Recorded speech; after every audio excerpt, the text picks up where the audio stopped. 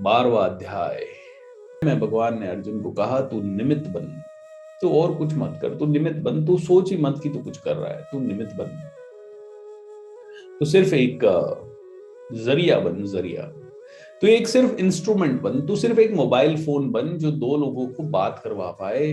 और mobile phone जैसे जड़ है, ज्यादा क्रेडिट नहीं लेता, ज्यादा उछल कूद नहीं करता, ज्यादा बोलता नहीं है, ज्यादा अहंकार नहीं दिखाता। फोन का अपना क्या है अहंकार, 1 मिनट में कहीं पे उठा के पटक दिया। ऐसे ही तू भी अहंकार मत कर, तू सिर्फ निमित्त बन, तू सिर्फ निमित्त बन, तू सिर्फ जरिया बन। और आप सभी लोग जरिया बन रहे हैं ये भगवत गीता का ये सेशन होने का। आप लोग नहीं आते तो मैं नहीं करता, मैं जरिया बन रहा हूं आप लोगों तक इसे पहुंचाने का। और हर एक व्यक्ति जरिया बन रहा है, तब जाके संसार की हर एक वस्तु जरिया बन रही है, तब जाके ये सारी चीजें, ये घटनाक्रम हो रहा है। और इसी को हमें समझना है। जब ये घटनाक्रम में अहंकार आ जाता है और एक इंसान अहंकार को ही सब कुछ मान लेता है, नहीं मैंने ही किया है, अरे आप और मैं क्या करेंगे, कुछ नहीं कर सकते। सो आप और मैं तो सिर्फ जरिया बन सकते हैं, बाकी कुछ नहीं कर सकते। बाकी तो बड़े बड़े सूरमा मिट्टी में मिल गए, पता ही नहीं चला कब आए थे और कब गए थे। जब जवानी थी तो बहुत रौब था, बुढ़ापे में आश्रित हो गए हजारों लोगों पे, और जब मरे तो कुछ साथ नहीं लेके जा पाए। इसीलिए कहते हैं जो इंसान भलाई करेगा वो इंसान ही आगे उस भलाई को लेके जाएगा। वहां पे सिर्फ एक ही चीज ले जा सकते हैं, भलाई। मृत्यु और जीवन के बारे में भगवत गीता में बहुत क्लैरिटी के साथ दिया गया है कि जो इंसान जन्म लेगा वो मरेगा। हर चीज नश्वर है, हर चीज जाने वाली है। और यहां जब जन्म और मृत्यु की बात होती है तो भौतिक शरीर की मृत्यु की बात तो होती ही है, लेकिन हर रोज जब हम रात को सो रहे हैं तो जो मृत्यु हो रही है वो भी मृत्यु हो रही है। हर पल हमारा मन जो बदल रहा है वो पुराने मन की मृत्यु हो रही है। हर मिनट जो चीजें खत्म हो रही है वो मृत्यु है। एक एक चीज की मृत्यु शब्द से घबराहट होती है, लेकिन हम जैसे ही किसी बुरी आदत को छोड़ देते हैं, उस बुरी आदत की मृत्यु हो गई और अब नई आदत आ गई है। ओके, अब अच्छी आदत आ गई। जब हम किसी अच्छी आदत को छोड़ देते हैं तो अच्छी आदत की मृत्यु हो गई, नई बुरी आदत की मृत्यु लग गई। जब हम जल्दी उठना छोड़ देंगे तो आलस आ जाएगा, इस अच्छी आदत की मृत्यु हो गई, यहीं पे खत्म हो गई है अच्छी आदत। और कह रहे हैं ना कि आपकी जो चेतना है रात को सोते समय वैसा ही अगला दिन हो जाएगा, आपकी जो चेतना है सुबह उठते समय वैसा ही आज का दिन हो जाएगा। आपकी जो चेतना है दोपहर के समय, उसके हिसाब से आपकी शाम डिसाइड होगी। दोपहर में डिप्रेस सा फील हो रहा है, शाम बेकार हो जाएगी। शाम को अच्छा फील हो रहा है तो रात अच्छी हो जाएगी। बोले हर वक्त जो तुम्हारे चित्त की स्थिति होगी उसी के हिसाब से नेक्स्ट पल होगा, नेक्स्ट बर्थ होगा, नेक्स्ट जन्म होगा। सो मन के बारे में भगवत गीता ने सिर्फ मन के बारे में बताया है। भगवत गीता ने इंसान से बात नहीं किया। जब जब श्री कृष्ण ने बात किया तो अर्जुन इंसान से बात नहीं किया, अर्जुन के मन से, अर्जुन के माइंड से बात किया। और ये भगवत गीता जब हमसे बात कर रही है तो हमसे बात नहीं कर रही है, हमारे माइंड से बात कर रही है। माइंड तुझे ऐसा होना है, माइंड तुझे समझ क्या करना है। तो 12वां अध्याय कहलाता है भक्ति योग। और फिर से भक्ति की चर्चा भगवान श्री कृष्ण कर रहे हैं। अर्जुन कहता है ये तो समझ में आ गया कि आपकी पूजा करनी चाहिए, ये तो समझ में आ गया कि आप ही सर्वोच्च हैं, आप ही सब कुछ है भगवान, आप ही सब है, ये समझ में आ गया।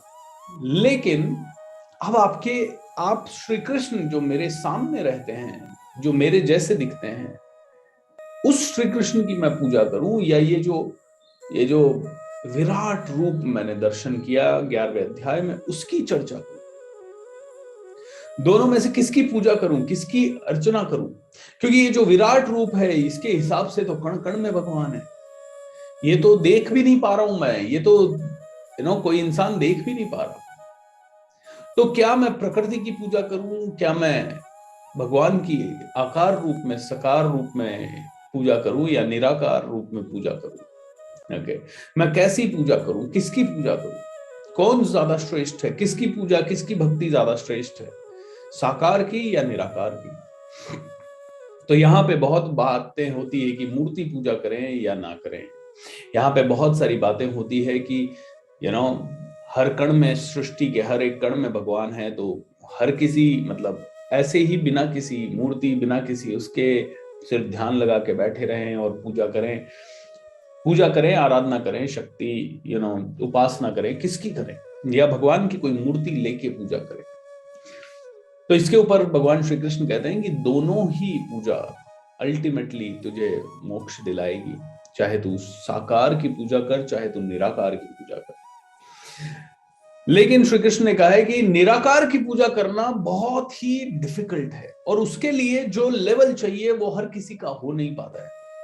तो तेरे जैसे सांसारिक जीव के लिए अर्जुन, जो कि मोह माया में फंसा हुआ है, जिसका भाई है, बहन है, माता है, पिता है, जो माता पिता भाई बहन के दुख दर्द से दुखी होने वाला है, जो रिश्ते निभाने वाला है, जो सांसारिक जीवन में है, उसके लिए साकार सगुण की पूजा करना, जो दिखता है उसकी पूजा करना। तुझे अपना मन लगाने के लिए कोई तो चीज चाहिए। हाँ, तू निराकार की भी पूजा कर सकता है, लेकिन निराकार की पूजा करना थोड़ा डिफिकल्ट है। उसके लिए आपको शास्त्रों का अध्ययन करना पड़ेगा। निराकार की पूजा करनी है, शास्त्रों को समझना पड़ेगा। निराकार की पूजा करनी है तो आपको इस सृष्टि के क्रम को समझना होगा। निराकार की पूजा है तो अध्ययन करना होगा, योगासन करना होगा, बहुत ध्यान करना होगा, एकांत में आंखें बंद करके मतलब काफी सालों तक बैठना होगा, या महीनों तक बैठना होगा, काफी घंटों तक बैठना होगा, सब कुछ त्यागना होगा, बहुत डिफिकल्ट हो जाएगा। क्योंकि तू निराकार की पूजा कर रहा है, तो निराकार की पूजा को समझना पड़ेगा। निराकार क्या है उसको समझना पड़ेगा। लेकिन जब बात आती है साकार की पूजा, जिसको हम देख सकते हैं, उसकी पूजा, मूर्ति पूजा या इन चीजों की, तो इसके लिए इतना ज्ञान होने की जरूरत नहीं है। निराकार की पूजा कैसे की जाए ये समझना जरूरी है। ये समझे बिना तो दिन रात ध्यान लगा के बैठा रहा। कई लोग ऐसे हुए जो दिन रात ऐसे ध्यान लगा के बैठे हैं, लेकिन उनको कभी प्रभु नहीं मिले, क्योंकि उनको पता ही नहीं है प्रभु कौन। उनको सही विधि नहीं पता है, और सही विधि के पता हुए बिना निराकार की पूजा करना इम्पॉसिबल है, और यह आपको फल नहीं देगी। तो बोलते हैं साकार की पूजा करना, यानी जो दिखने वाले दृश्य है उसकी पूजा करना। इसीलिए भारत ऐसा देश है जहां पे कि पत्थर, पहाड़, नदियां, झरने, हर एक दिखने वाली चीज की पूजा हो रही है। प्रकृति में पेड़ों की पूजा हो रही है, पीपल की पूजा हो रही है, गाय की पूजा हो रही है, हर एक चीज की पूजा हो रही है हमारे इस देश में। हम लोग वो लोग हैं जो दशहरे के दिन गाड़ियों की पूजा करते हैं। हम लोग वो लोग हैं जो कि हर चीज में भगवान को देखने की कोशिश करते हैं। जो हर चीज में भगवान देखेगा, आकार रूप में, साकार रूप में भी देखेगा, वो इंसान सही तरह से पूजा कर पा रहा है। क्योंकि अर्जुन, गृहस्थी वाले इंसान के लिए तो जो दिखता है उसी में पूजा की जाती है। अब क्यों कहा गया है कि जो दिखता है उसी की पूजा सर्वश्रेष्ठ है? अगर एक इंसान उतना ज्ञानी, उतना पंडित, उतना महापंडित नहीं है तो, और जो कि लाखों करोड़ों अरबों में से कोई एक आधा ही होता है उतना बड़ा पंडित, वो बुद्धा और महावीर को शायद किसी मूर्ति की जरूरत नहीं है, लेकिन आपको जरूरत है किसी फॉर्म की। फॉर्मलेस की पूजा करना बड़ा मुश्किल हो जाएगा। उसके लिए जो विधि चाहिए, विधि भी नहीं पता है हमें, तो कहां से शुरू करें, कहां पे खत्म करें, ये नहीं पता है। तो फॉर्म की पूजा करना, किसी फॉर्म के अंदर अपना ध्यान लगाना, that is the most important. तो बोलते हैं कि क्यों, इसका क्या एग्जाम्पल है? ऑलराइट, इसका क्या एग्जाम्पल है? इसका सिंपल सा एग्जाम्पल है, आपने देखा होगा आपके नाना या आपके दादाजी या आपके पिताजी, उनके दादाजी या उनके दादाजी की मूर्ति को रोज प्रणाम कर रहे हैं। उनके दादाजी, उनके परदादाजी जो भी हैं, उनको बहुत दिल से चाह रहे हैं। लेकिन आपके मन में, आपने उनको कभी देखा नहीं, तो उस लेवल की श्रद्धा आपके मन में उनके लिए कई बार आई नहीं। और 99% लोगों को, 99 तो नहीं कहूंगा, 90% से ज्यादा लोगों को तो अपने दादाजी के ऊपर के लोगों के बारे में ज्यादा पता ही नहीं है, और है भी पता तो उनके बारे में रोज कोई ध्यान ही नहीं करते हैं।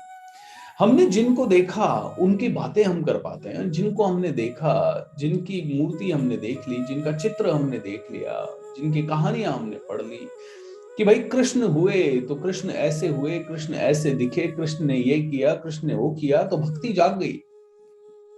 निराकार है, पता है कोई तो सर्वशक्तिमान है जो इस सृष्टि को चला रहा है, बट कौन है, कहां है, कैसा दिखता है, उसकी कैसे मैं पूजा करूं, कहां से मैं पूजा करूं? बड़ा मुश्किल हो जाता है, कहां से शुरू करूं, कौन सी विधि सही है, कौन सी नहीं है, बड़ी मुश्किल हो जाती है बात। बोलते हैं इसीलिए इसीलिए साकार रूप की पूजा करो। अब दोस्तों कहते हैं कि साकार रूप की पूजा, आप इसके बहुत सारे उदाहरण हैं।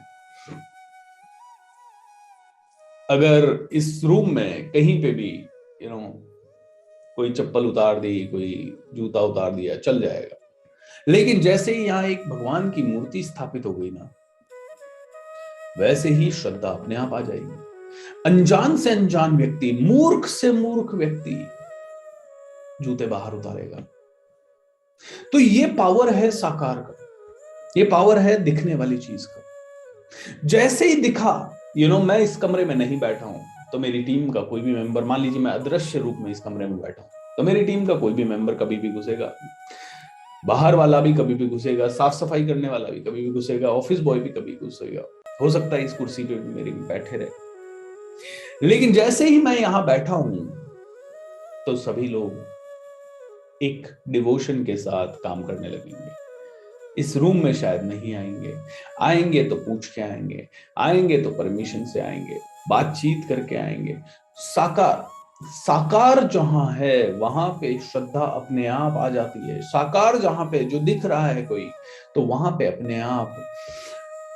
अब इसी को अपनी जीवन से अगर जोड़ें तो क्यों कहते हैं कि गोल्स बनाएं? क्योंकि गोल्स नहीं है तो लाइफ डायरेक्शनलेस है। आपको समझ नहीं आ रहा कहां से शुरू करें, कहां पे खत्म करें। देखिए दोस्तों, कभी भी भगवत गीता ये नहीं कहती कि आप गोल ना बनाएं। ओके, अब आप जो कह रहे हैं ना कि सकाम कर्म करें या निष्काम कर्म करें, निष्काम कर्म क्या है? निष्काम कर्म का बिल्कुल मतलब नहीं है कि गोल ना बनाएं, विजुअलाइजेशन ना करें। निष्काम कर्म का मतलब है आप गोल बनाए, आपको कहां जाना है उस चीज को ऑब्जर्व करें, समझें, कैसी लाइफस्टाइल चाहिए, कैसी जिंदगी चाहिए, वो देखें, वो परखें, और फिर आप उसकी तरफ जा पाएंगे। जो दिखेगा ही नहीं, आपको पता ही नहीं है मुंबई किधर है, तो आप किधर जाएंगे? किधर भी नहीं जा पाएंगे। तो दिखना जरूरी है। जो दिखता है वो बिकता है, आपने सुना होगा। तो जब जब आप दिखोगे तब तब आप किसी चीज को, कोई भी चीज आप देख पाओगे तो ही उसकी तरफ कदम उठा पाओगे। आप कोई भी चीज देख लीजिए। आदमी क्यों कहता है कि मैं कंफ्यूज हूं? क्योंकि उसको कुछ दिख नहीं रहा, आगे धुंधला है सब कुछ, उसके पास विजन नहीं है, उसको धुंधला दिख रहा है, उसको पता ही नहीं है जाना कहां है। और जिसको पता नहीं है जाना कहां है, वो कैसे जाएगा, कहां जाएगा, क्यों जाएगा? इसीलिए दोस्तों, जो जो भी कहते हैं कि भाई you are not suppose to worship, Aurangzeb आया बोलता मूर्तियों को हटाओ। ओके, हटा सकते हो, कोई बात नहीं, हटा दिया, अब क्या करोगे? तो दोस्तों, हर चीज को लॉजिक से देखना है, हर चीज को लॉजिक के बेस पे देखोगे तो सब कुछ होगा। और मूर्ति पूजा हर धर्म में है, हर धर्म में। आप कहोगे नहीं नहीं ऐसा नहीं है, हर धर्म में नहीं है।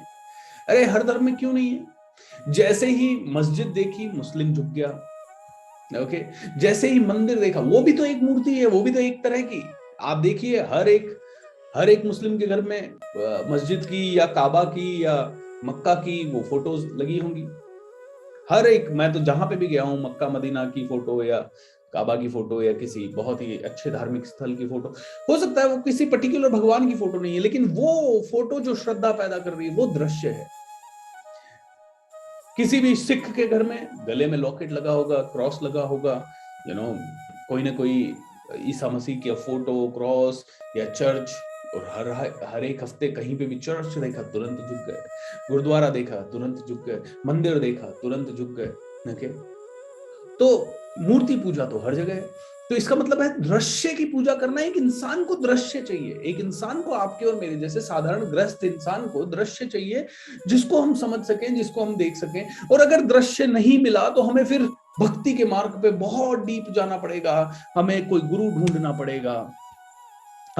ढूंढना पड़ेगा, जो गुरु हमें सिखा सके, या हम सब कुछ छोड़ के उसी गुरु के सानिध्य में 8 साल 10 साल 20 साल 25 साल 50 साल रह सके और समझ सकें कि अदृश्य क्या है। सो दृश्य जरूरी है, आपके गोल्स अचीव करने के लिए दृश्य जरूरी है। आपको कैसी कार चाहिए वो देखनी जरूरी है। इसीलिए मैं जब भी लॉ ऑफ अट्रैक्शन का प्रोग्राम लेता हूं तो मैं कहता हूं जो कार चाहिए उस शोरूम में जाओ, उस शोरूम में जाके उस कार में बैठो, उसको फील करो, उसकी सीट को फील करो, उसकी गाड़ी के हर एक चीज को फील करो। और जब आप फील कर पाओगे तो आप देखोगे।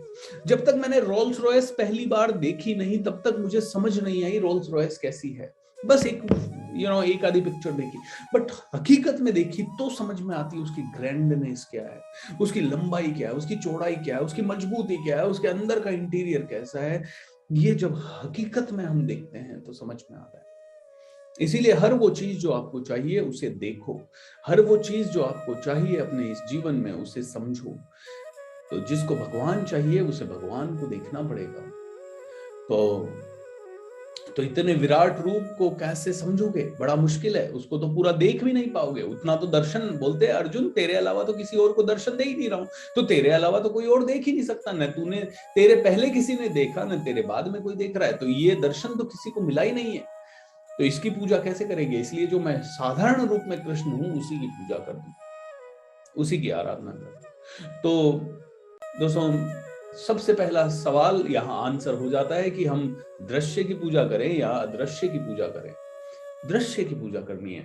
मान लीजिए कहीं पे एक पोस्ट ऑफिस का बॉक्स लगा हुआ है, आपको पता है किसी को भी पत्र भेजना है, रेड कलर का पोस्ट ऑफिस का वो बॉक्स लगा हुआ है, ऑथराइज्ड बाय पोस्ट ऑफिस है, और आपने उसमें पत्र डाला, पत्र पहुंच जाएगा जिस इंसान को पत्र भेजना है, लेकिन वहां पे कोई बॉक्स नहीं लगा है, कुछ भी कचरा पात्र लिखा है, कोई भी बॉक्स लिखा है, किसी इंसान ने, सरफिरे इंसान ने कोई भी पत्र पात्र वहां लिख दिया और उस पे लिख दिया पोस्ट ऑफिस का पोस्ट बॉक्स। एक अनजान आदमी आता है, उधर पत्र डाल देता है और जिंदगी भर सोच रहा है पत्र पहुंचेगा पहुंचेगा पहुंचेगा। अरे वो ऑथराइज्ड नहीं है।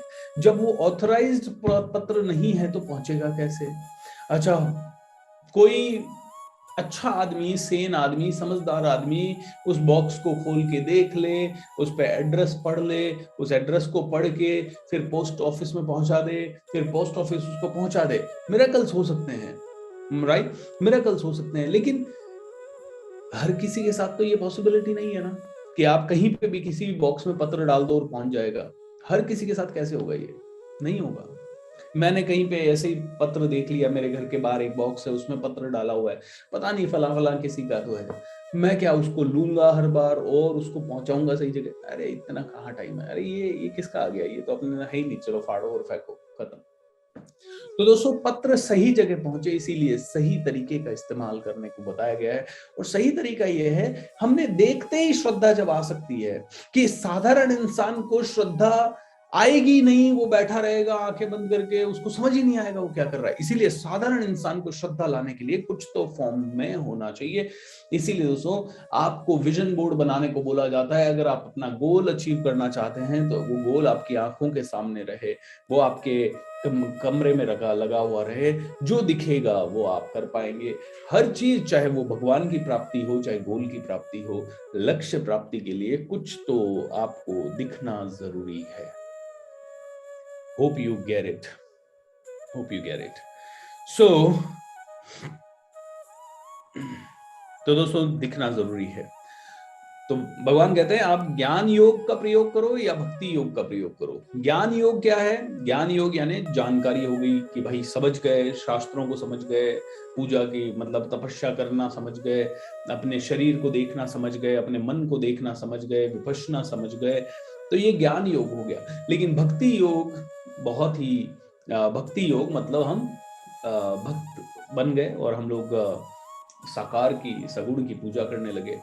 अब कहते हैं कि ज्ञान योग से भक्ति योग श्रेष्ठ है आपके और मेरे जैसे साधारण मनुष्यों के लिए। भक्ति योग, क्योंकि बोलते हैं कि भक्ति करने से ही मन निर्मल होने लगता है। जैसे ही आप 2 मिनट, 1 मिनट के लिए हम कोई भी चैंटिंग सुनेंगे, तुरंत भक्ति में आ जाएंगे, तुरंत मन शांत होने लगेगा। बोलते भक्ति योग बहुत सरल है, भक्ति मार्ग बड़ा सरल है।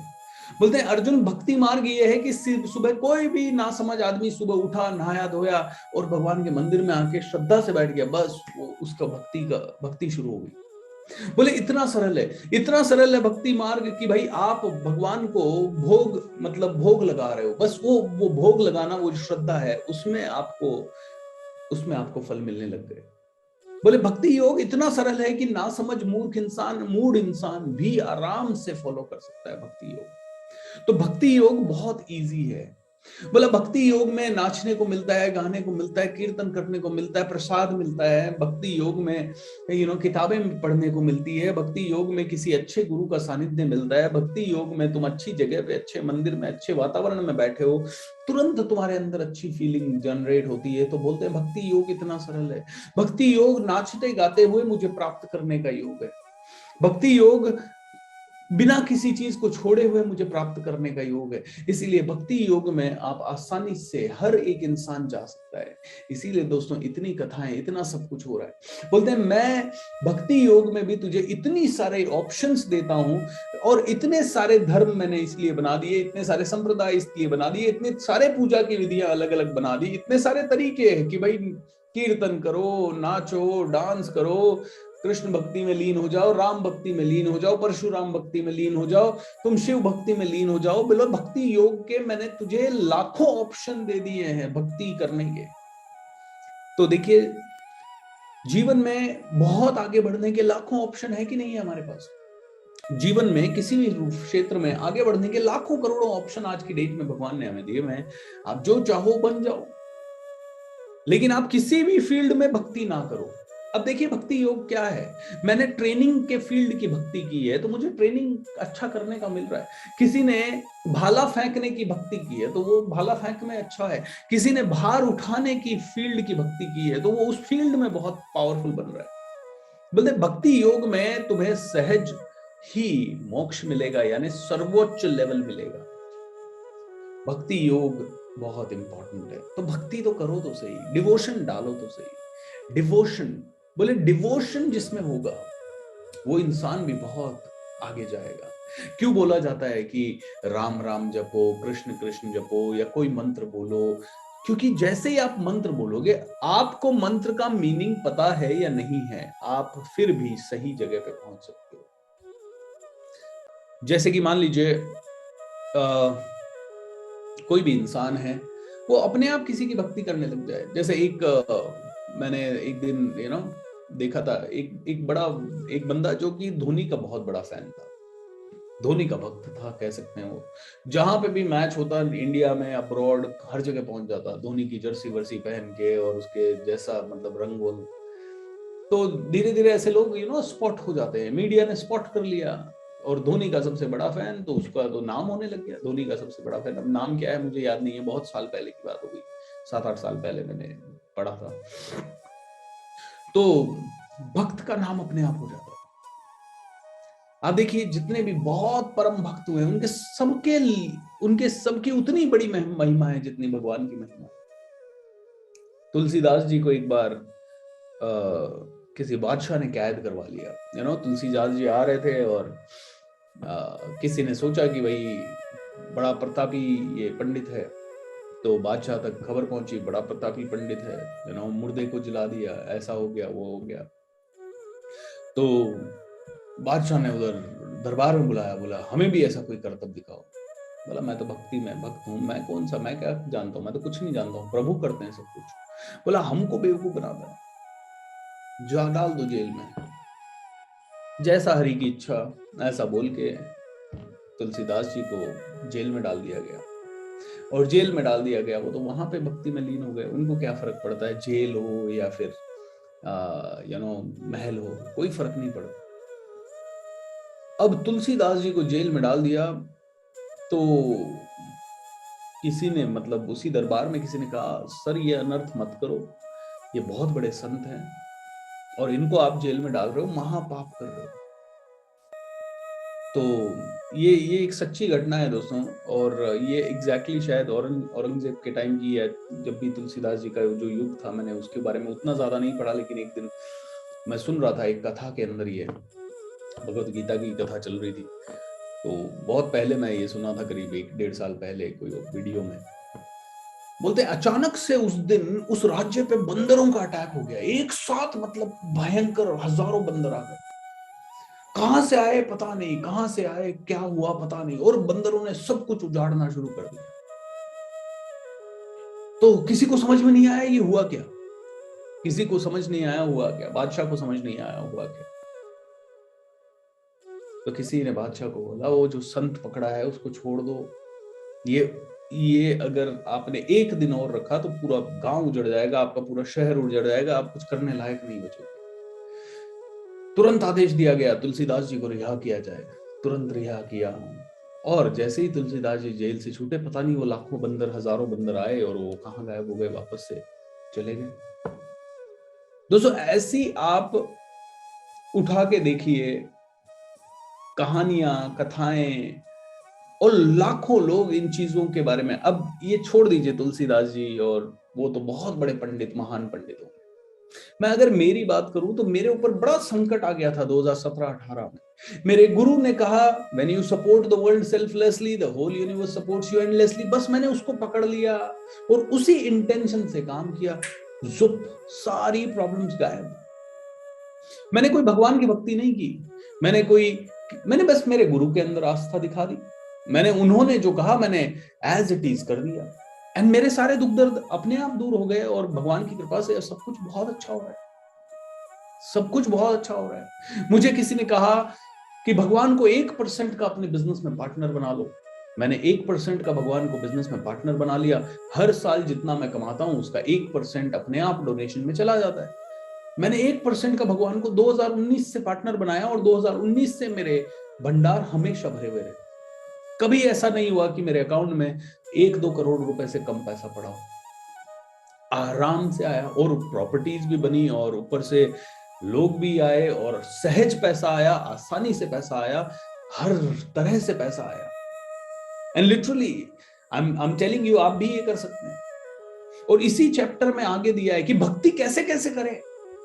तो भक्ति करने का एक बहुत बड़ा तरीका है दान देना। बोला डोनेट कर, बोले तू जो बाकी कर रहा है अपना घर परिवार भरने के लिए कर रहा है तो वो क्रिया है, लेकिन तू जैसे ही डोनेट करेगा, डोनेशन किया हुआ दुनिया के काम आएगा, पशुओं के काम आएगा, प्रकृति के काम आएगा। जैसे ही तू डोनेट करेगा तो तूने प्रकृति के लिए कुछ करना शुरू किया, वो क्रिया से कर्म बन गया। बोले भक्ति के बहुत तरीके हैं अर्जुन, भक्ति के बहुत तरीके हैं। जैसे जैसे भक्ति में लीन होता जाएगा, सब कुछ तेरा सब अच्छा होता जाएगा।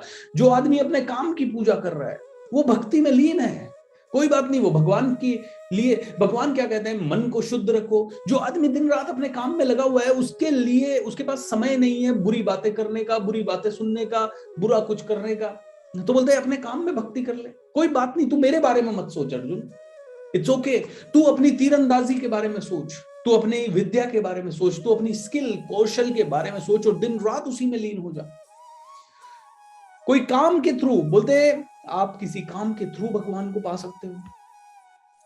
कोई कहते हैं, अब अगर हम देखें तो विदेशों के कई लोग ऐसे हैं जिनको न राम पता, न कृष्ण पता, न उनको कोई और पता, उनको तो अपना काम पता है। मार्क जुकरबर्ग को शायद और कुछ नहीं पता होगा, उसको अपना काम पता होगा। इलोन मस्क को शायद कुछ नहीं पता होगा, अपना काम। ये 1 मिनट के लिए छोड़ देते हैं कि वो अहंकारी है या वो एरोगेंट है या वो कैसा है, उसको छोड़ देते हैं 1 मिनट के लिए। लेकिन क्या दिन भर उसका दिमाग जाता होगा किसी का बुरा करने में, क्या दिन भर उसका दिमाग जाता होगा दूसरों को कोसने में, क्या दिन भर उसका दिमाग जाता होगा क्रिटिसाइज करने में, क्या दिन भर उसका दिमाग चलता होगा छोटा सोचने में, आलस करने में, नेगेटिविटी में, टाइम वेस्ट करने में, क्या दिन भर उसका दिमाग चलता होगा लोगों से दुश्मनी पालने में, दुश्मनी बढ़ाने में, या फिर पॉलिटिकल पार्टीज की खिंचाई करने में, या दिन भर न्यूज में बैठ के नेगेटिविटी देखने में। क्या उन सबका दिमाग चलता है? बिल्कुल नहीं चलता। तो एक तरह से वो तो अपने काम की भक्ति कर रहे हैं, और काम की भक्ति जब कर रहा है इंसान तो पॉजिटिव है दिन भर। आदमी दिन भर पॉजिटिव है, आदमी दिन भर बहुत बड़ा सोच रहा है, आदमी दिन भर आगे बढ़ने की सोच रहा है, आदमी किसी का नुकसान करने की नहीं सोच रहा, इस दुनिया को कुछ देने की सोच रहा है, इस दुनिया से कुछ लेने की नहीं सोच रहा है, तो वो भी एक भक्ति है। आप कहते हो ना कई बार कि बुरे लोग क्यों आगे बढ़ जाते हैं, तो बुरे लोग राक्षस भी आपने देखा होगा, पौराणिक कथाएं पढ़े हैं तो रावण को वरदान था कि तुझसे ज्यादा बड़ा पंडित कोई नहीं होगा, रावण से बड़ा पंडित कोई नहीं था। कहते हैं कि ब्रह्मा विष्णु महेश सभी को झुका दिया था, सभी से वरदान ले लिए थे उसने। बोलते महिषासुर सभी के वरदान ले लिए थे, बड़े बड़े राक्षस हुए जिन्होंने सारे वरदान ले लिए भगवान से, और सारे भस्मासुर हुआ, भस्मासुर ने वरदान ले लिया ब्रह्मा की, वो इतनी तपस्या करके कि भैया मुझे वरदान दे दो, जिसके सर पे हाथ घुमाऊं वो भस्म हो जाए, सॉरी शिव जी से, जिसके सर पे हाथ घुमाऊं, और वो शिव जी के ही पीछे पड़ गया। तो राक्षसी प्रवृत्ति होने के बावजूद भगवान को पता है कि इसकी राक्षस प्रजाति है, इसकी प्रवृत्ति राक्षस है, लेकिन उसको भी वो फल देते हैं, क्योंकि वो उस काम में भी तल्लीनता से लगा हुआ है, दिन रात लगा हुआ है, फोकस के साथ लगा हुआ है, बिना इधर उधर सोचे लगा हुआ है। बोले काम गलत है उसका, लेकिन इंटेंशन तो सही है। इंटेंशन है मेरी ग्रोथ करना, मतलब उसकी खुद की ग्रोथ करना, इंटेंशन है पावरफुल बनना, इंटेंशन है उसको गोल क्लियर है अपना। तो जिसका गोल क्लियर है उसको तो मिलेगा ही मिलेगा। देखिए समझने वाली बात है। बोले भक्ति और कैसे करूं? बोले भक्ति करने के तो सारे साधन सारे उपलब्ध हैं। काम की पूजा कर ले, दैट इज भक्ति। दान कर ले, दैट इज भक्ति। दुनिया की सेवा कर ले, भक्ति। गरीबों की सेवा कर ले, भक्ति। मंदिर मस्जिद गुरुद्वारे में दिन रात सेवा कर ले, भक्ति। बोले भक्ति के अर्जुन बहुत रास्ते हैं, भक्ति के बहुत रास्ते हैं। इसीलिए भक्ति मार्ग सरल मार्ग है, भक्ति मार्ग आसान मार्ग है, और भगवान अपने भक्त को कभी अकेला नहीं छोड़ते। आप देखोगे हजारों लोग ऐसे कहते हुए मिल जाएंगे, पता नहीं मैं तो भगवान की शरण में गया और सब अच्छा हो गया। हजारों लोगों से आप मिल लो जो कहेंगे शिरडी गया सब अच्छा हो गया, सिद्धिविनायक गया सब अच्छा हो गया, मैंने अभी कहा मैंने 1% की पार्टनरशिप भगवान से की, सब अच्छा हो गया। और आप जैसे ही भक्ति के मार्ग पे जाओगे सब अच्छा हो जाएगा। आप गुरु में श्रद्धा रख लो, सब कुछ अच्छा हो जाएगा। आप कहीं ना कहीं मंदिर में श्रद्धा रख लो, अच्छा अपने आप होने लग जाएगा, क्योंकि आपको नजर वो मिल जाएगी। आपकी जो दिव्य दृष्टि है, दिव्य चक्षु है, वो आपको अच्छा ही देखने वाले मिल जाएंगे। जैसे ही आप किसी अच्छे सिद्धि विनायक या तिरुपति बालाजी गए और आपको लगा अब आपको चीजों का देखने का नजरिया, अब भगवान के दर्शन जाके करके आ गया हूं, अब सब अच्छा होगा, और सब अच्छा होने लग जाता है। आप वास्तु में एक पिरामिड घर में लगा लें और आप उस पिरामिड को देखें और बोले सब अच्छा होगा, आपके घर में सब अच्छा होने लग जाएगा, क्योंकि ये एक छोटी सी भक्ति का तरीका हो गया आपका। अंदर ही अंदर आपने पूरी वाइब्रेशन छोड़ना शुरू किया पूरे ब्रह्मांड में, सब अच्छा होगा, सब अच्छा होगा, सब अच्छा होगा, तो सब अच्छा होने लग जाएगा। तो अर्जुन भक्ति कर, अर्जुन भक्ति कर। भक्ति योग। और भक्ति योग में जो अपने मन को मेरे साकार रूप में एकाग्र करते हैं और अत्यंत श्रद्धा पूर्वक मेरी पूजा करने में सदैव लगे रहते हैं, वे मेरे द्वारा परम सिद्ध माने जाते हैं। तो पूरा पूजा क्या क्या है वो सब बताया है, पूजा करने का क्या क्या तरीके हैं वो सब बताए हैं। लेकिन जो लोग अपनी इंद्रियों को वश में करके तथा सबों के प्रति संभाव रखकर परम सत्य की निराकार कल्पना के अंतर्गत उस अव्यक्त की पूरी तरह से पूजा करते हैं, जो इंद्रियों की अनुभूति से परे है, सर्वव्यापी है, अकल्पनीय है, अपरिवर्तनीय है, अचल है तथा ध्रुव है, वे समस्त लोगों के कल्याण में संलग्न रहकर अंततः मुझे प्राप्त करते हैं। तो अर्जुन साकार हो या निराकार हो, निराकार की पूजा करना देखिए कितना कठिन बताया है। इंद्रियों का संयम रखना, अपने मन पे पूरी तरह से काबू रखना, और उसके बाद पूरी तल्लीनता के साथ सब कुछ छोड़ के जब मेरे साथ अचल अपरिवर्तनीय ध्रुव में आप ध्यान लगाते हो तो फिर आप मेरे को ही प्राप्त होते हो। दिस इज, तो साकार निराकार दोनों सही है।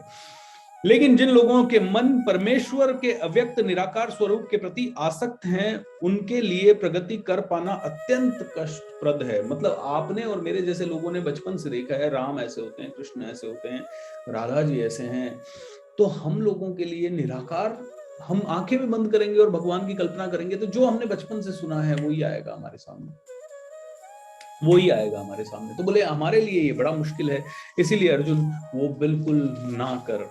ओके, जो अपने सारे कार्यों को मुझ में अर्पित करके तथा अविचलित भाव से मेरी भक्ति करते हुए मेरी पूजा करते हैं और अपने चित्त को मुझ पर स्थिर करके निरंतर मेरा ध्यान करते हैं, उनके लिए पार्थ मैं जन्म मृत्यु के सागर में शीघ्र उद्धार करने वाला हूं।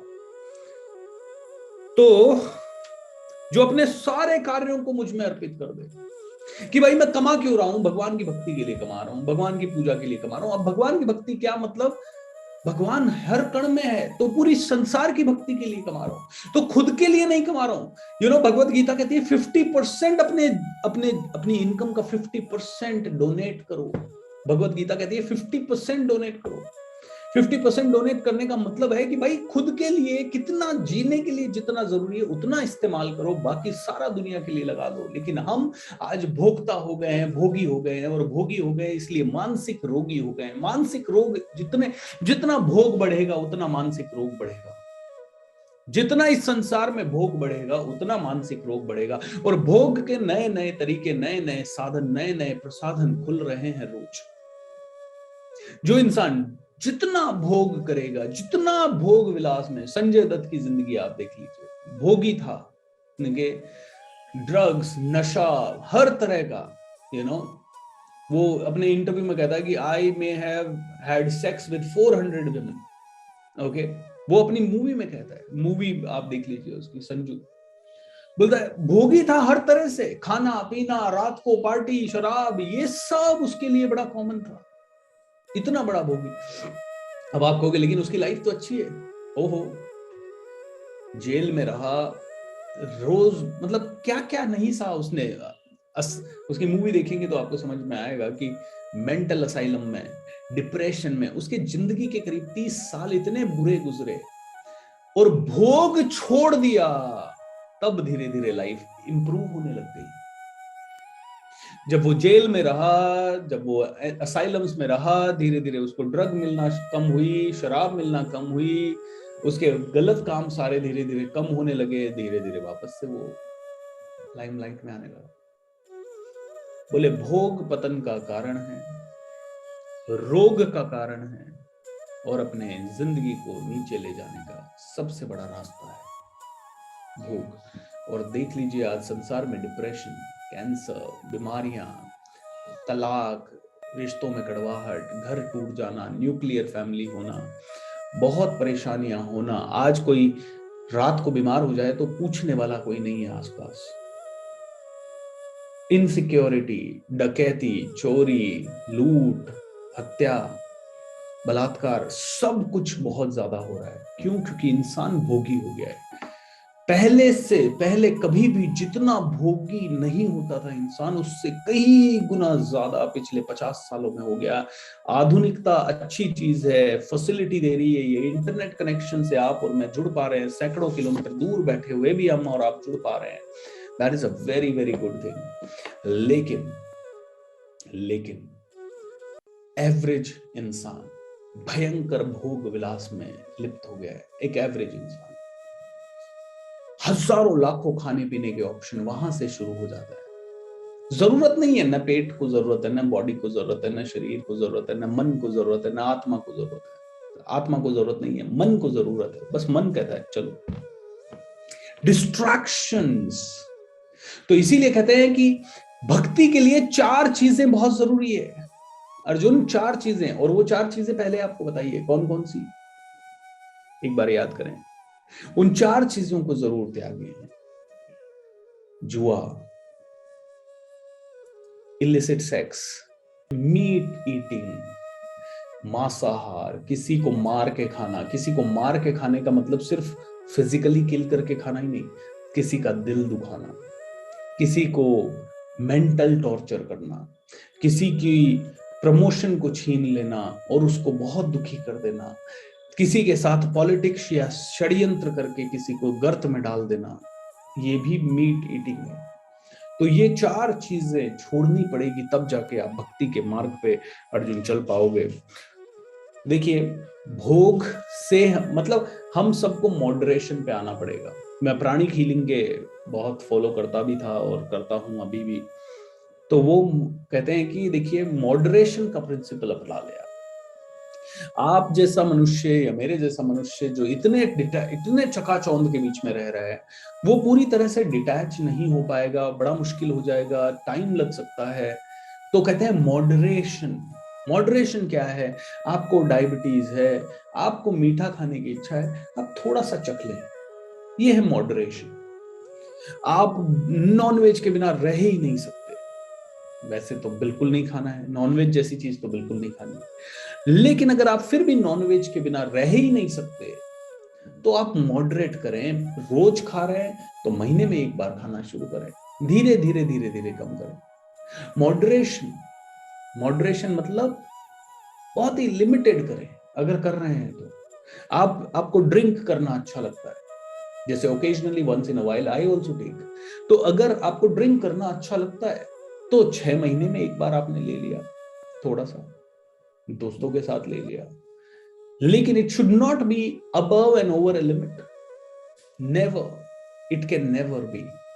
बहुत ही मॉडरेशन और धीरे धीरे, मतलब पहले तो आदत ही नहीं पड़नी चाहिए गलत नशे की, लेकिन अगर आपने ले भी लिया तो it has to be moderated, बहुत ही लिमिटेड क्वांटिटी, बहुत ही limited, just to be in that zone, that company, या ठीक है वो भी अलाउड नहीं है। ओके, धीरे धीरे आपको जैसे जैसे स्पिरिचुअल मार्ग में आपकी और मेरी उन्नति होती जाएगी, धीरे धीरे देखिएगा सब भोग विलास छूट जाएंगे। अर्जुन, अनजाने में भी जो भक्ति करेगा, जानबूझ के भक्ति करने की जरूरत नहीं है, अनजाने में भी जो भक्ति करेगा उसको भी उतना ही फल मिलेगा।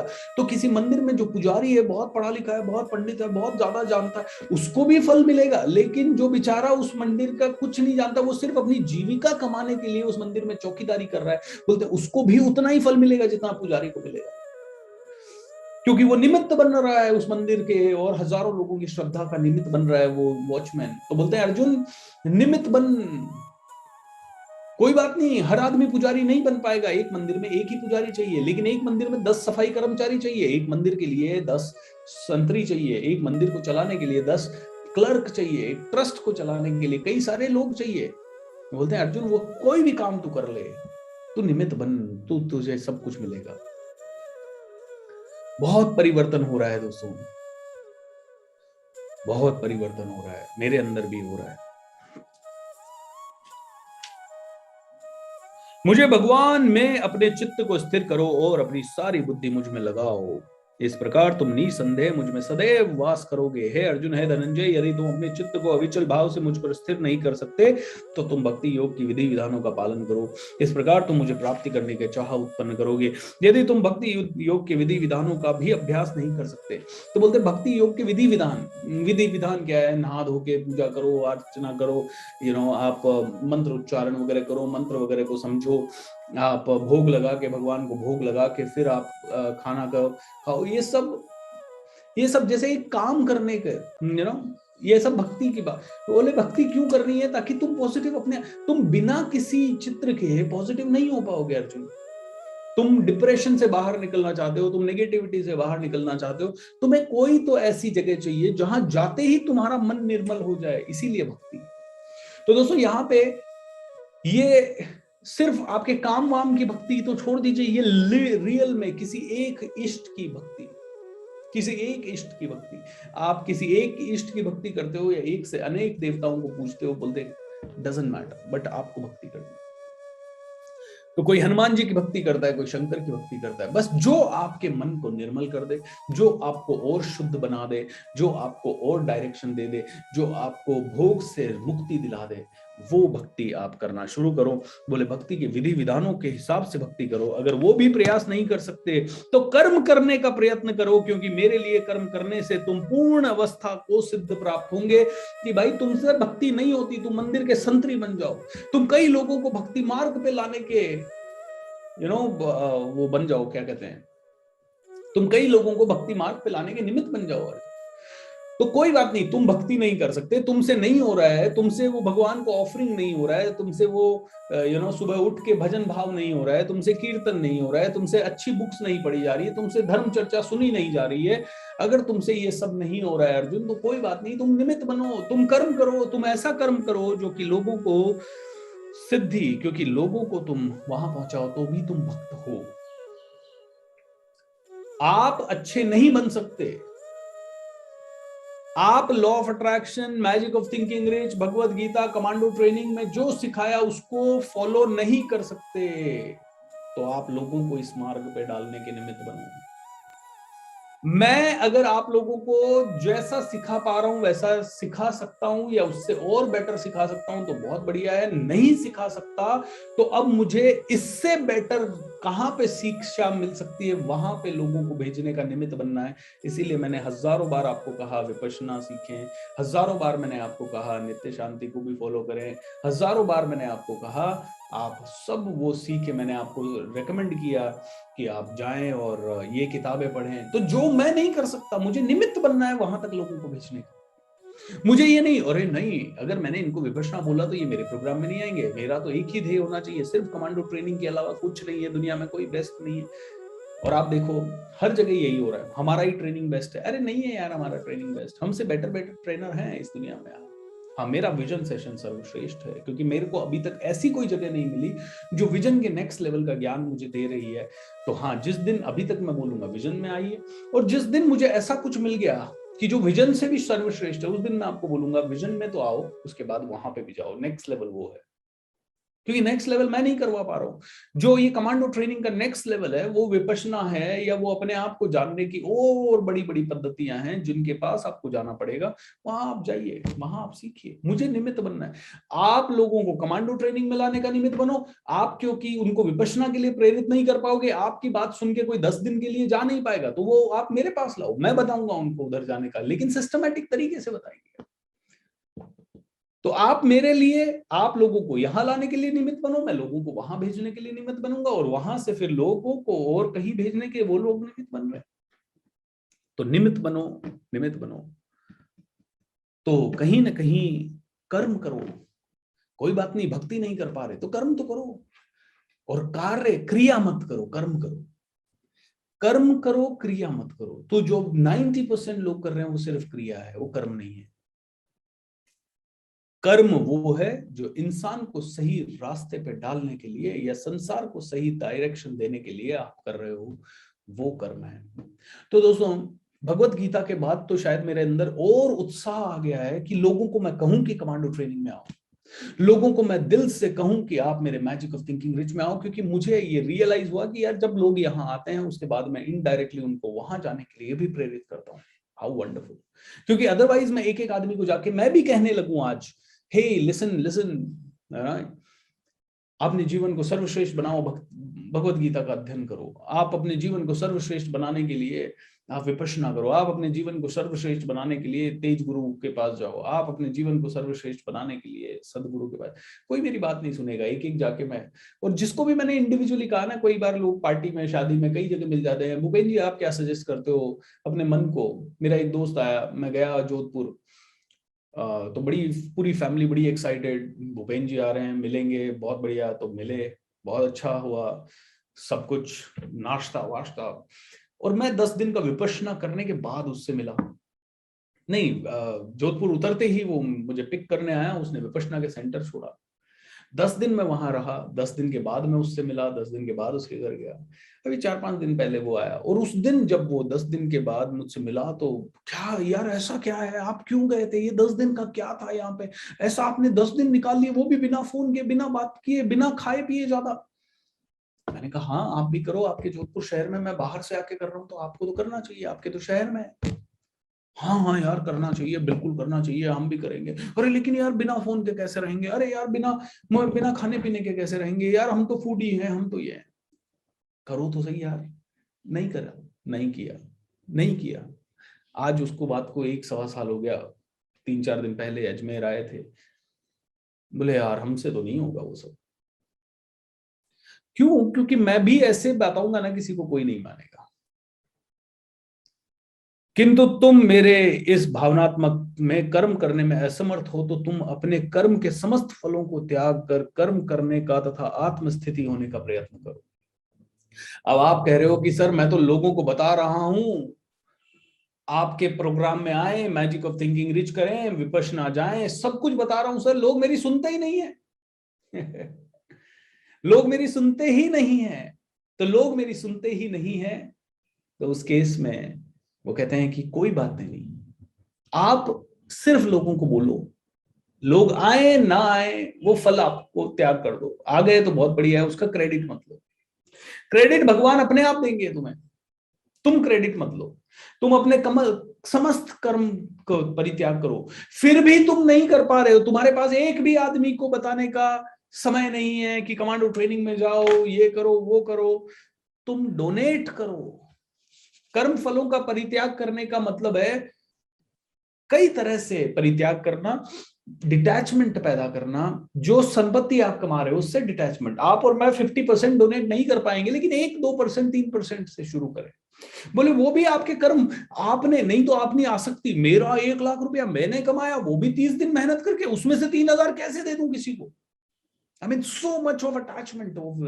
बोलते हैं कि वो दान देना इसलिए नहीं है कि दान दो दूसरों को दान देने से सब कुछ होगा, नहीं, दान इसलिए ताकि आप डिटैचमेंट सीख सको, आपके माइंड में ये भावना ना आए कि मैंने कमाया और मेरा ही है, मैं ही भोगूंगा। मैंने कमाया है लेकिन लाखों करोड़ों लोगों की हेल्प से कमाया है। और गीता में 50% डिटैचमेंट, 50% डोनेशन का बोला है। आपको पता है 50% डोनेशन आपकी इनकम का वैसे भी आपको करना पड़ रहा है। 30% तो इनकम टैक्स ले जाता है, 30% इनकम टैक्स ले जाता है, और बाकी जितनी भी आप सेवाएं ले रहे हो, चाहे वो टोल है, चाहे वो कई सारी चीजें। अब वैसे तो 30% देने के बाद तो मुझे एक भी जगह पे पैसा एक्स्ट्रा देना नहीं चाहिए। क्यों दे रहा हूं मैं गवर्नमेंट को पैसा? मैं गवर्नमेंट को पैसा दे रहा हूं ताकि मुझे रोड्स अच्छी मिल सके, मुझे लाइट्स अच्छी मिल सके, मुझे स्वास्थ्य सेवाएं मिल सके, एजुकेशनल सर्विसेज मिल सके। तो ना तो हमें एजुकेशन का देना चाहिए एक्चुअली पैसा, ना हमें हेल्थ के लिए कुछ पैसा देना चाहिए, डॉक्टर्स की फीस हमें नहीं देनी चाहिए, क्योंकि we are paying 30%। But the problem is वो 30% पे नहीं कर रहा ना इंसान कहता है बचा लूं, फटाफट बचा लूं। गीता कहती है 50% डोनेट करो। ठीक है, टैक्स बचाइए, गुड। इसीलिए तो फिर अब अगर हम सारे देखें, जो जो आदमी, जस्ट इमेजिन कीजिए, ऑनेस्टली टैक्स पे कर रहा है, स्पेशली सैलराइड पीपल, जितने भी लोग, मेरी बहन बैंक में है, एक अच्छी खासी सैलरी पे है, लेकिन 30% कमाता है। क्यों? क्योंकि 30% के इनकम टैक्स स्लैब में है, तो 30% कम आता है। मेरा एक दोस्त है, उसका पैकेज बहुत ह्यूज है, ओके, करोड़ों में है। बोला यार करोड़ों है लेकिन हाथ में तो आता नहीं है। उसका महीने का सैलरी है करीब 1 करोड़ 10 लाख रुपए।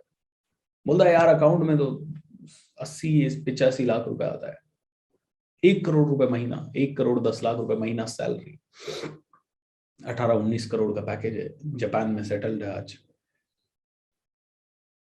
बोलते 80-85 लाख रुपए हाथ में आता है, तो 20-22% दे दिया ना, 30% दे दिया, और उसके बाद आपको टोल देना है। उसके जो आदमी ईमानदारी से टैक्स दे रहा है वो अराउंड 40-50% डोनेट कर रहा है, वो इनकम टैक्स दे रहा है, वो सारी सुविधाओं के लिए, हर चीज के लिए टैक्स दे रहा है। So that's very very important. अपने कर्म के समस्त फलों का त्याग करो, लेकिन प्रॉब्लम ये है कि वो देने में फीलिंग नहीं है। वो ऐसा है, अरे यार फिर टैक्स चला गया, अरे यार इतना पैसा चला जाता है। जब ये फीलिंग है तो तुम डिटैच नहीं हो रहे हो उससे। तुम दे रहे हो लेकिन तुम डिटैच नहीं हो रहे, तुम अभी भी कह रहे हो मेरा है, मैं दे रहा हूं, अहंकार है। बोलते हैं उस अहंकार को त्यागो, और जब उस अहंकार को त्यागोगे तो बहुत ज्यादा होगा। यदि तुम यह अभ्यास नहीं कर सकते, अब तुम कह रहे हो कि ये भी तुम कर्म फलों का भी परित्याग नहीं कर सकते, तो तुम आगे की सुनो। तो ज्ञान की अनुशीलन में लग जाओ, मतलब ज्ञान लेने में लग जाओ। कुछ नहीं कर सकते ना, तो ये धर्म चर्चा हो रही है भगवत गीता की, इसमें आके बैठ जाओ। बोले ये भी एक तरीका है भक्ति मार्ग पे जाने का, क्योंकि जब ज्ञान लेना शुरू करोगे तो धीरे धीरे बाकी की चीजें अपने आप होने लगेगी। जो आदमी जानने लगता है, जो आदमी बड़ी सिटी में जस्ट जाता है, उसका इंटेंशन नहीं है वहां जाके सेटल हो जाए, उसका इंटेंशन नहीं है कि वहां के लोगों के तौर तरीके अपनाए, वो गांव के तौर तरीकों में ही सही है। लेकिन जब वो शहर में जाता है, वो वहां के लोगों के बारे में सुनता है, उसको ज्ञान होने लगता है, तो वो अपने आप गांव में भी अपने चेंजेस करने लगता है। बोलता है और कुछ नहीं कर सकते तो तुम अनुशीलन में लग जाओ। और ज्ञान से भी श्रेष्ठ ध्यान है। अगर ज्ञान से भी नहीं हो पा रहा है तो थोड़ा ध्यान लगाना सीख जाओ। ध्यान से भी श्रेष्ठ है कर्म फलों का परित्याग। कि कर्म फलों का परित्याग मतलब यहाँ पे दान वान के लिए बोला, क्योंकि ऐसे त्याग से मनुष्य के मन को शांति प्राप्त होती है। तो अर्जुन, ऐसा इंसान बन जो किसी से द्वेष ना करे, किसी से झगड़ा ना करे, सभी जीवों के प्रति दयालु हो, जो अपने स्वामी, जो अपने को स्वामी नहीं मानता है, जिसके अंदर अहंकार नहीं है, जो जानता है कि सब कुछ कोई ना कोई देन है, भगवान की है, प्रकृति की है, दुनिया की है। मेरा ऑफिस चल रहा है तो मैं अकेला ही इसका स्वामी नहीं हूँ, मेरी टीम दिन रात काम कर रही है। ये सभी लोग, साफ सफाई वाले अगर एक दिन साफ सफाई ना करें तो मैं यहाँ एक दिन बैठ नहीं सकता। तो बोले अर्जुन, ये मत सोच कि तू कर रहा है, ये सोच कि सब कुछ कर रहे हैं। जो सुख दुख में संभाव रहता है, सहिष्णु रहता है, सदैव आत्म संतुष्ट रहता है, आत्म संयमी है, तथा जो निश्चय के साथ मुझ में मन तथा बुद्धि को स्थिर करके भक्ति में लगा रहता है, ऐसे भक्त मुझे अत्यंत प्रिय हैं। सो जिससे किसी को कष्ट नहीं पहुंचता, तथा जो अन्य किसी के द्वारा विचलित नहीं किया जा सकता, जो सुख दुख में, भय तथा चिंता में, संभाव में रहता है, वह मुझे अत्यंत प्रिय है। दोस्तों, प्रैक्टिस करनी पड़ेगी इन चीजों की, बहुत बहुत चीजों की प्रैक्टिस करनी पड़ेगी। और प्रैक्टिस कैसे करें? शुरुआत कर दी है, बस शुरुआत हो गई है। मैं हर बार आपको कहता हूं कि मैं यहां बैठा हूं, इसका मतलब ये नहीं कि मैं बहुत कुछ बदल गया हूं, मेरे को भी बदलना है, मेरे को भी हर चीज सीखनी है, हर चीज समझनी है, इसीलिए ये पढ़ रहे हैं, इसीलिए ये सीख रहे हैं एक एक बार। लेकिन हर साल पहले से बेहतर हो रहे हैं, हर साल और ज्यादा मेच्योरिटी आ रही है, हर साल और ज्यादा क्लैरिटी आ रही है। बस वही प्रोसेस है, जितनी ज्यादा क्लैरिटी आए उतना ज्यादा अच्छा होगा। तो दोस्तों, बाकी तो वही चीजें हैं, जो कभी हर्ष में हर्ष नहीं होता, जो शोक में शोक नहीं करता, जो न पछताता है न इच्छा करता है, तथा जो शुभ अशुभ दोनों प्रकार के वस्तुओं का परित्याग कर देता है, ऐसा भक्त मुझे अत्यंत प्रिय है। जो मित्रों तथा शत्रुओं के लिए समान है, जो मान तथा अपमान, शीत तथा गर्मी, सुख तथा दुख, यश तथा अपयश में संभाव रखता है, यानी जो समता रखता है, जो दूषित संगति में सदैव मुक्त रहता है, जो सदैव मौन और कभी किसी भी वस्तु से संतुष्ट रहता है, जो मिल जाए वो ही मुकद्दर है, अगर ऐसा सोच के जीता है, जो किसी प्रकार के घर बार की परवाह नहीं करता, जो ज्ञान में दृढ़ है और जो भक्ति में संलग्न है, ऐसा पुरुष मुझे अत्यंत प्रिय है। सो दोस्तों, यह है पूरा पूरा भक्ति योग, यह है पूरा पूरा भक्ति योग। अब इसको अपनी जीवन से जोड़ें तो तीन चार चीजें, आप लक्ष्य बनाएं, उसमें अपनी पूरी जिंदगी को झोंकें, आप लोगों को सही मार्ग दिखाने के लिए निमित्त बने, या आप खुद लोगों को प्रेरणा देने का काम करें, आप डोनेशंस करें ताकि आपके अंदर डिटैचमेंट पैदा हो, आप अपने कर्म फलों का परित्याग जिस जिस रूप में कर सकते हैं, डोनेशन के रूप में या किसी और रूप में, किसी और के लिए सेवा करके, सेवा भावना से, वो जो जो कर सकते हैं उसी तरह से भगवान की भक्ति है। और साथ ही साथ आप रोज भक्ति में थोड़ा सा समय लगाएं, और चाहे मेडिटेशन के थ्रू लगाएं, चाहे विपश्यना सीख के लगाएं, चाहे आप रोज मंदिर में जाके भोग चढ़ा के लगाएं, चाहे आप नाच गा के कीर्तन करके लगाएं, बट कहते हैं कि ये चीजें आपकी आत्मा को सबसे ज्यादा जरूरी है। आपके मन और शरीर के लिए हो सकता है जो बाहर की चौक चकाचौंध दिखाई दे रही है वो जरूरी हो, लेकिन आप खुद अनुभव करेंगे। एक दिन आप किसी पार्टी में जाएं जहां दिन रात आप नाच रहे हैं, झूम रहे हैं, एक दिन उसमें जाएं, और एक दिन किसी मंदिर में आप दिन रात कीर्तन में जाएं, आप खुद उसके बाद अपनी ऊर्जा का अनुमान लगाएं कि कौन सी जगह पे आपको ज्यादा ऊर्जा मिली, खुशी मिली, तो आप समझ पाएंगे कि भक्ति भाव में आपको ज्यादा खुशी मिलेगी।